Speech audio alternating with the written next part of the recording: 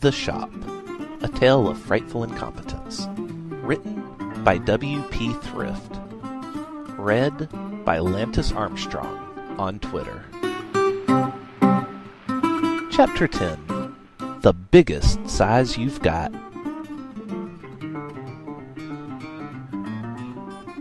In a haze brought on by malnourishment, Radix missed seeing the large red truck pull up in front of the shop. The driver had already gotten out and went off somewhere else by the time his eyes had focused in on it. The door was locked, same as always these days, and it was entirely possible that the truck's owner had been there, knocking on their door, seeing the three of them inside sitting at the desk, and none of them noticed this or moved to open the door for them. Another week had passed them by, and the pretense of any sort of civilized sleeping conditions were gone, now that the newspapers they had been sleeping on were being used to cover a carcass in the corner. They just slept sprawled out on the floor, wherever they happened to drop whenever they got up from their chairs at the end of the day. Their daily routines involved waking up, using the sandwich shop's bathroom, refilling their sodas, then locking themselves into the shop with the close sign up. They had had too much bad luck with monsters getting into the shop to risk leaving it open any longer. Constant hammering hunger dissolved any recollection in any of their heads that rent was coming due in just one more week, save a fleeting thought thrown down that line of thinking, only to be countered with, "But we still have one more week, so no pressure." At least Radix managed to find something to ease off the boredom of the day when he found an old radio someone had thrown out in a dumpster behind the shop. It still worked, and no one complained about whatever station he wanted to tune into, so that ended up working out well for him. Radix was about to get up and unlock the door to search around outside for the truck's owner, until he noticed that there were several rifles mounted inside the truck's cab. At that point, not wanting to get shot if the customer was dissatisfied with their service, he went back to tuning out the outside world and just listened to his radio. No reason at all to deal with customers yet, Radix figured. They still had an entire week left to go, after all. "Hello, America," said a familiar voice on the radio.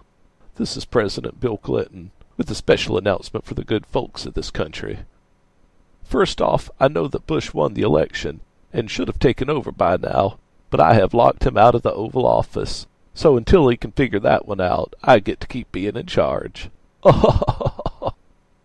Secondly, I would like to remind y'all that this week is Leap Week, so be sure to set your clocks ahead by 1 week. Thank you, and God bless America." "Oh, Bob and Tom," Radix said aloud. "You two are always such cut-ups with your comedical antics and impressions." And then several loud bangs snapped Radix out of his haze. Looking up, there was Paul at the door. He signaled for them all to come outside immediately, and then stepped away. "Eh?" Lantis woke up. "What?"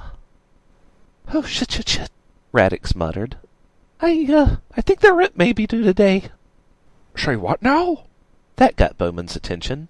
"But we still have another week." The trio went outside to face Paul.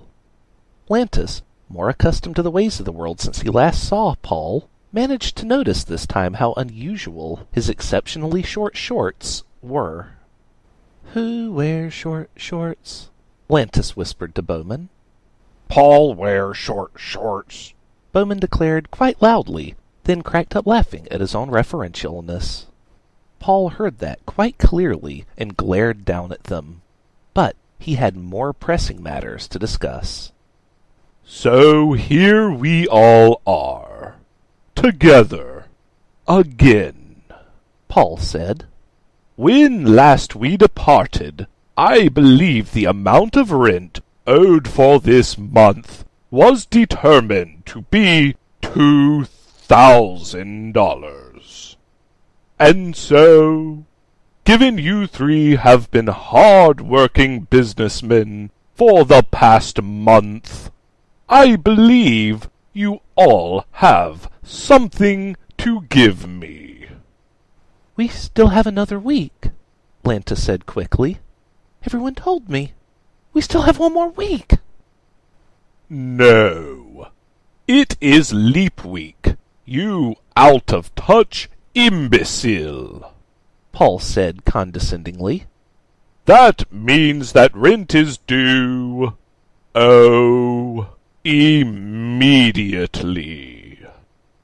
Well, we were sort of counting on the extra week, Radix said. The shop's official calendar never came in. A simple shipping error, I'm sure. So we just weren't aware of this time change. You understand. Paul glared at him long and hard before finally stating, Your rent will accrue late fees of 50% per day, starting tomorrow.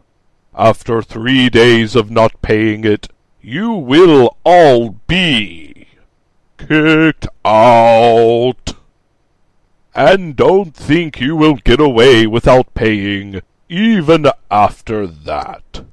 I will see you all in court. We have a contract, and it will be honored. Paul stomped away from them, looking furious. He went into the sandwich shop and tried to slam the door, but it caught air pressure and made a funny squeaking sound instead. Radix glanced over towards the truck, but strangely it was already gone. Bowman, did you see that truck out here earlier? Radix asked. Yeah, Bowman replied. It looked like something one of my dad's friends would drive. Fewer guns, though. So then you're used to dealing with angry, drunk assholes with guns. Radix was assuming a whole lot about the owner of the truck here. But really, what were the odds he would be wrong on any account? Of course, Bowman said. Good, good, Radix declared. Then, if they come back wanting computer repairs, you can talk to them. And charge them $2,000 up front for repairs, no matter what they need. If you survive them shooting you in a rage and us charging them so much, then we can run over there and pay Paul straight away. Bowman chirped in outrage. Fine, I'll do it. But only if as soon as we start turning a profit, I can start buying higher quality cigarettes. I've been buying these 10 ones for the past 3 weeks. The name stands for 10 packs of cigarettes for 1 cent a carton. They're basically asbestos wrapped in recycled toilet paper. Oh. You can buy whatever you want if we start turning a profit, Radix said. Are we really going to be able to save the shop? Lantis asked, suddenly feeling hopeful. No, Radix thought. Yes, Radix said. And so everyone went back inside, leaving the door unlocked and the sign turned over to open for once.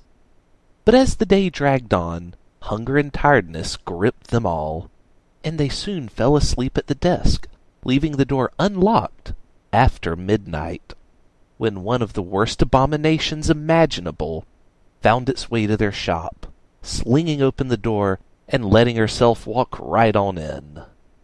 Wake up, shop boys! Her voice boomed loudly, startling all 3 of them back awake. Y'all got yourselves a customer! What time is it? Radix glanced at his watch. 12:15 a.m. Oh, shit, he said. Damn it, Bowman! You left the door unlocked. Me? Bowman replied defensively. Lantis took one look at the grotesque monstrosity and had to ask, Are we gonna die? She looked like a legged blobfish in a muumuu that was just sloshing around in their shop with giant, glowing radioactive arms, reaching out and touching all their stuff. Luckily, they didn't own that much, so they wouldn't have that much to throw away tomorrow. Or ever, really. They still hadn't moved the carcass out, so odds were they wouldn't be throwing away irradiated furniture either. Radix, having learned his lesson from the last time something got into the shop, did not hesitate this time and went straight for his duffel bag, snatching out his katana. He wished he had time to throw on the full otaku ninja outfit, just because he thought it looked cool, but right now was all about practicality. She approached him, and he swung several times as a warning, but she made quick advances on him, and one of his warning swings accidentally connected with her flesh, and the katana was quickly sucked out of his hands and into her body. She didn't even seem to notice that this happened. Circling around her, Radix prepared to make a run for the back room again. The trusty tennis table would surely save them all once more. "What do you want?" Lantis was the first to ask. "What?" The creature turned towards him. "Why, I wants me a Big Gulp." "So, let's call her the Big Gulp Lady." "A what now?" Lantis asked. "You know, a big drink." "Whatever is the largest y'all have," the Big Gulp Lady said. Then her eyes shot down to the 3 sodas on the desk. "Oh, y'all do has 'em. I needs 'em, 'cause I got me a big thirst. So I needs me a Big Gulp, the biggest size y'all got. Woo-hoo-hoo!" All 3 of them grabbed their sodas defensively. These things had been their only constant source of sustenance for the past 3 weeks, so their lives may very well depend on keeping them safe. "Well, now don't be like that," the Big Gulp Lady insisted. "This is a shop, ain't it?" "We do computer repairs," Bowman told her.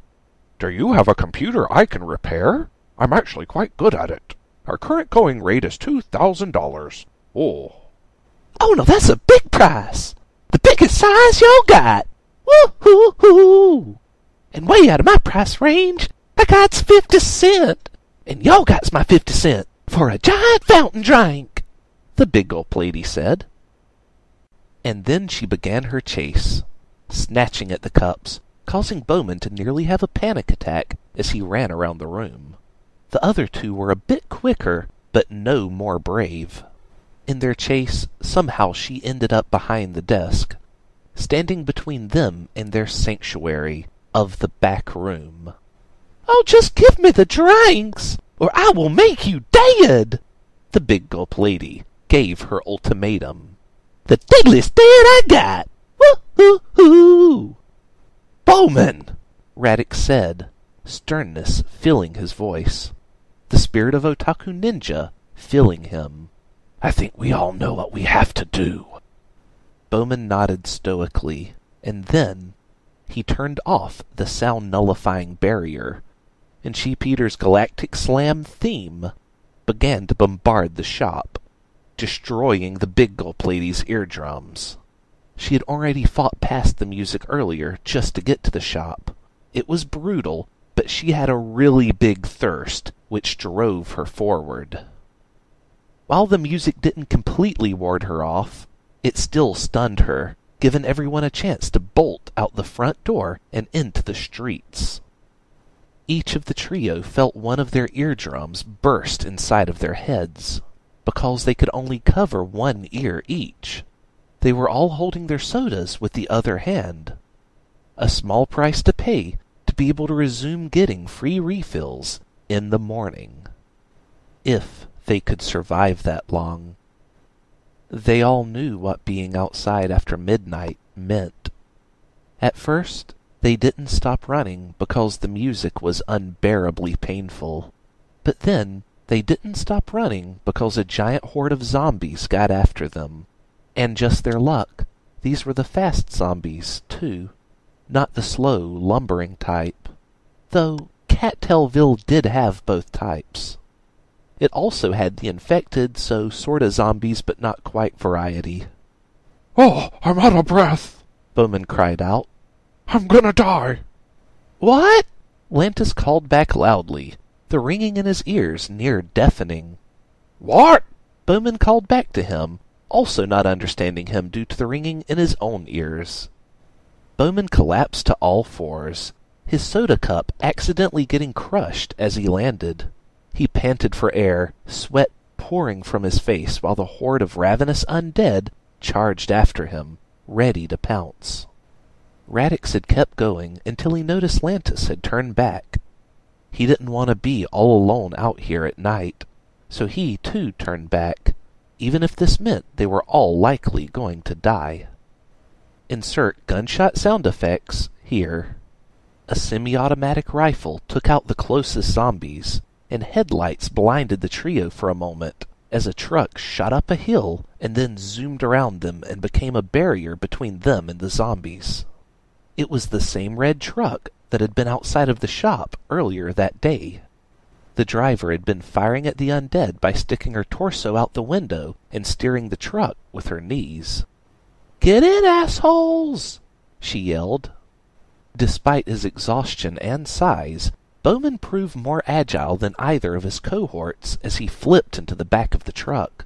The second the other two had grabbed onto the side, before they could even pull themselves in, she had stomped the gas and tore off again, several zombies clinging to the back, but falling free as she sped away. Radix and Lantis got safely into the back, where they just sat and panted for a long time. Lantis was the first to notice who it was that had saved them. "Dashie!" She blushed at that impromptu pet name. "Shut the fuck up!" Dash yelled back at him. "I didn't want to help any of you, but you morons went and stirred up all the zombies in town. How am I supposed to drive home like that?" "You don't drive home until this late?" Lantis asked, surprised. Shut up!" she shouted back. "I wanted to save you least of all. Asshole! Call me Dashie again, and see if I don't throw you out and leave you for the zombies." "Dashie!"